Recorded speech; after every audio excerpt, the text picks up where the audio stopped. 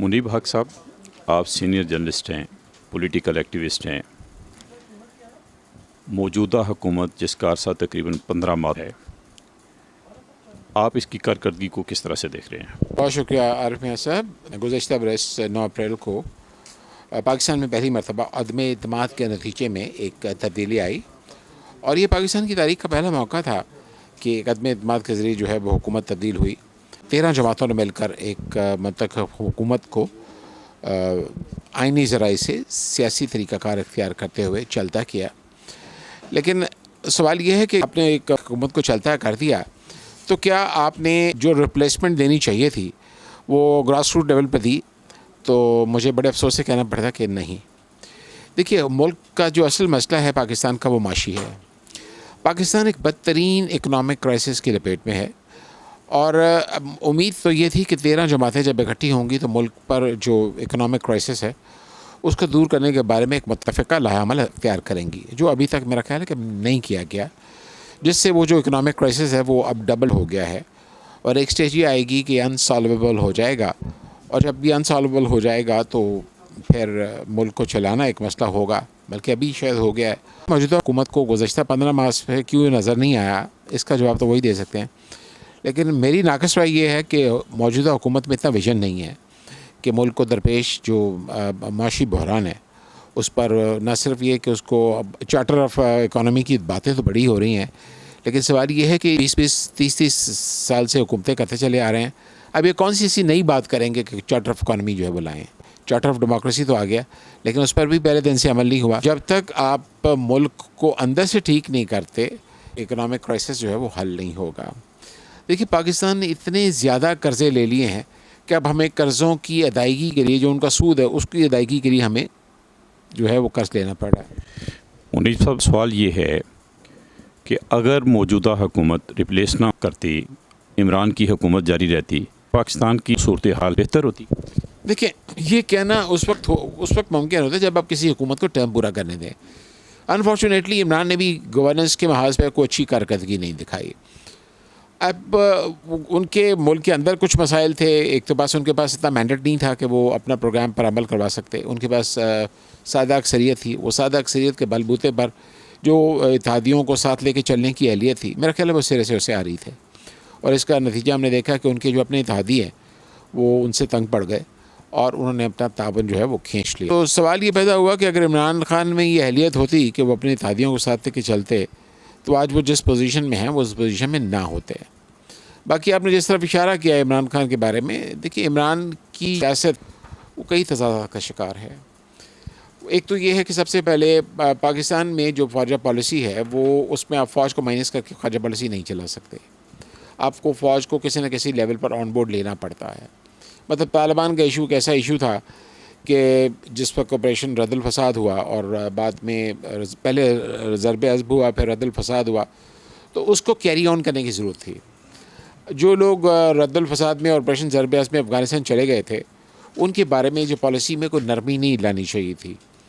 لیکن ہم نے دیکھا کہ عمران خان کے دور میں جو لوگ افغانستان چلے گئے تھے وہ لوگ واپس آئے اور آج وہ لوگ آ کے مسائل پیدا کر رہے ہیں. منیب صاحب، سوال یہ تھا کہ کمپیریٹیولی عمران کی حکومت اور موجودہ حکومت میں آپ کوئی فرق دیکھتے ہیں؟ کیا آپ یہ سمجھتے ہیں کہ یہ موجودہ حکومت عمران کی نسبت بہتر کارکردگی کا مظاہرہ کر سکی ہے، یا عمران کا دور اچھا تھا، اسے تسلسل کے ساتھ جاری رہتا ہے تو نتائج بہتر ہوتے ہیں؟ دیکھیے، گورننس کا جہاں تک بات ہے، میں لگی پٹی رکھے بغیر یہ کہوں گا کہ نہ عمران خان کو گورننس آتی تھی نہ موجودہ حکومت کو گورننس آتی ہے. گورننس کے محاذ پر میری ناقص رائے ہے کہ دونوں فیل ہیں، دونوں ڈیلیور نہیں کر سکے. خیر، اس حکومت کو تو اتنا ٹائم نہیں ملا، لیکن موجودہ حکومت کی جو اپروچ ہے وہی ٹھیک نہیں ہے. مسائل کے حل کے لیے جس طرح پارلیمنٹ کو آن بورڈ لینا چاہیے تھا، دیکھیں آپ نے اپنے ذاتی مقدمات ختم کرنے کے لیے ایسی قانون میں منمانی ترامیم کروائی ہیں کہ جس کی مثال پاکستان کی تاریخ میں نہیں ملتی. تو کیا ملک کی اکانومی کو ٹھیک نہیں کیا جا سکتا؟ منیب صاحب، اگر آپ پی ٹی آئی اور پی ڈی ایم کی حکومت کو موجودہ کو دونوں حکومتوں سے مکمل طور سے عدم اعتماد ظاہر کر دیں تو اس کا ایک مطلب یہ ہے کہ پاکستان کا اجتماعی فیلور ہے. کیا آپ اس طرف اشارہ کر رہے ہیں؟ آپ نے ٹھیک اشارہ کیا. دیکھیے، بات یہ ہے 75 سال کی اگر آپ پاکستان کی تاریخ پہ دیکھیں نا تو آج تک کوئی حکومت ایسی نہیں آئی جس نے عوام کو گراس روٹ لیول پر ڈیلیور کیا ہو. یہاں گورننس کا ایشو شروع سے ہی رہا ہے. جو ہماری لیڈرشپ تھی جو ہمیں ملی ہے 47 کے بعد آنورڈز، اس کو بھی حکومت سازی کا تجربہ نہیں تھا، کیونکہ مسلم لیگ جو ہے وہ کچھ صوبوں میں حکومت کا رکھتی تو تھی، لیکن مسلم لیگ نے کبھی مرکزی سطح پر حکومت نہیں کی تھی. مطلب ہمارے جو قائدین تھے لیاقت علی خان اور قائد اعظم محمد علی جناح صاحب، وہ کبھی بھی حکومت میں نہیں رہے تھے. وہ پاکستان بننے سے پہلے وہ کبھی حکومتوں میں نہیں رہے تھے، اور اس لیے حوالے سے جو گورننس کا لیول ہونا چاہیے تھا، جو خارجہ پالیسی کے محاذ میں جو ترجیحات ہونی چاہیے تھی، وہ ترجیحات نہیں ہو سکیں. ہم نے خود کو امریکن بلاک سے نفی کر لیا. اس نفی کرنے کا نتیجہ یہ ہوا کہ پاکستان سوویت یونین کے خلاف ایک پارٹی بن گیا، ایٹ لیسٹ جس کا کریملن نے یہ مان لیا کہ شاید پاکستان ان کے خلاف پارٹی بن گیا، اور اس کی وجہ سے آپ نے دیکھا کہ سیٹو سینٹر جوائن کرنے کے بعد پاکستان کو انہوں نے باقاعدہ مارک کیا. جب ہم نے پشاور سے U2 جہاز اڑایا تو اس کے بعد اس کو مارک کر لیا گیا. تو پاکستان کو کریملن نے ہمیشہ اپنا دشمن ٹریٹ کیا. وہ تو سر جنگ ختم ہوئی ہے تو کچھ اب تعلقات جو ہے وہ بہتر ہوئے ہیں. میں سمجھتا ہوں خارجہ تعلقات میں فارن پالیسی پرسپیکٹوز میں جو ترجیحات ہونی چاہیے تھی وہ نہیں تھی. اگر پولیٹیکل گورنمنٹ ڈلیور نہیں کر پاتی، الیکٹڈ گورنمنٹ جو پولیٹیکل پروسیس کے تحت آتی ہے وہ ڈلیور نہیں کر پاتی، تو اس کا ایک مطلب یہ بھی ہوتا ہے کہ عوام صحیح نمائندے چننے کے اہل نہیں ہے، عوام صحیح نمائندے نہیں چن پا رہے.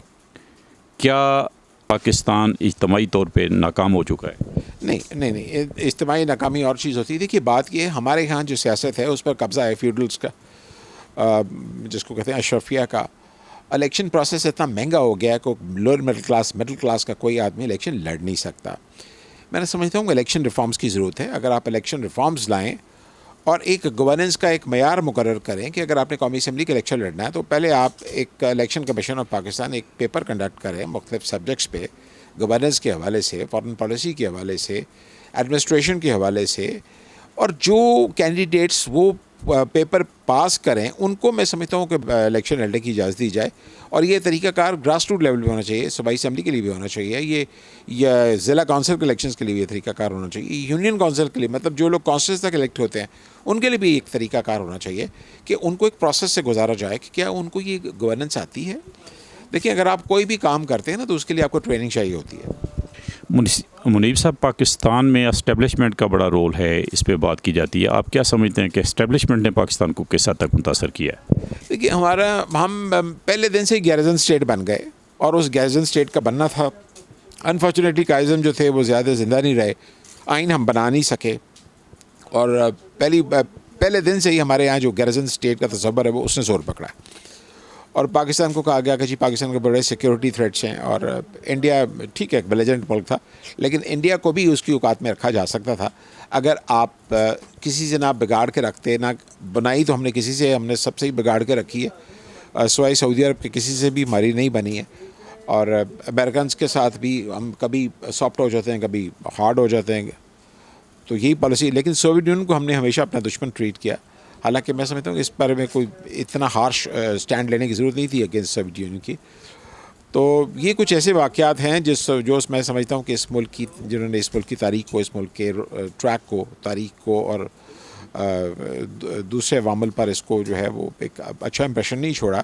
مطلب ہمارا رویہ کبھی بھی معتبر نہیں رہا. ہم سر جنگ میں فریق بن گئے، اور اس فریق بننے کا نتیجہ یہ نکلا کہ ملک کے اندر جو افغان کی صورتحال ہے وہ ایسی ہے کہ ہم نے کبھی، مطلب ایران بھی جس طرح ہم متاثر ہوا افغان وار سے، پہلی افغان وار کی میں بات کر رہا ہوں، ایران بھی اتنا ہی متاثر ہوا تھا، لیکن ایران نے ان کو کنفائن کیے رکھا. ہمارے یہاں جو لوگ افغانستان سے جو لوگ آئے ہیں پہلی سوویت یونین کے جنگ کے دوران، یہ سارے ملک میں پھیل گئے. ان کو بالکل کرٹیل نہیں کیا گیا. ان کے نتیجے میں کلاسٹنگ آف کلچر آیا، اس کے نتیجے میں ڈرگس آئیں، اس کے نتیجے میں قبضہ گروپ آئے، اس کے نتیجے میں اور بہت سے مسائل ہوا. ہمارا سوشل فیبرک سارا تباہ ہو گیا. تو ہم نے کبھی اسی حکومت، گزشتہ 40 سال میں جو حکومتیں آئی ہیں انہوں نے کبھی اس طرف توجہ نہیں دی، خواہ وہ آمریتیں ہوں یا سول جمہوریتیں ہوں، جن کو میں سیمی ڈیموکریٹک گورنمنٹ کہتا ہوں. تو جمہوری حکومت یہاں پاکستان میں کبھی آئی نہیں. تو یہ جو سیمی ڈیموکریٹک گورنمنٹس ہیں انہوں نے بھی کوئی خاص خدمت نہیں کی ہے اس ملک کے لیے. آمریت تو مسائل پیدا کرتی ہی کرتی ہے، لیکن مطلب آج ہندوستان کے ساتھ میں سمجھتا ہوں کہ نارملائزیشن ریلیشنز کی ضرورت ہے. ہمیں اپنے دشمن جو ہے وہ کم کرنے ہیں اگر ہمیں سروائیو کرنا ہے. اگر ہم نے اپنے دشمنوں کی ترجیحات اسی طرح رکھی ہیں جس طرح گزشتہ 75 سال میں رکھی تھی، تو آنے والی وقت میں ہمیں خاصی مشکل ہو سکتی ہے. بہت شکریہ منیب حق صاحب.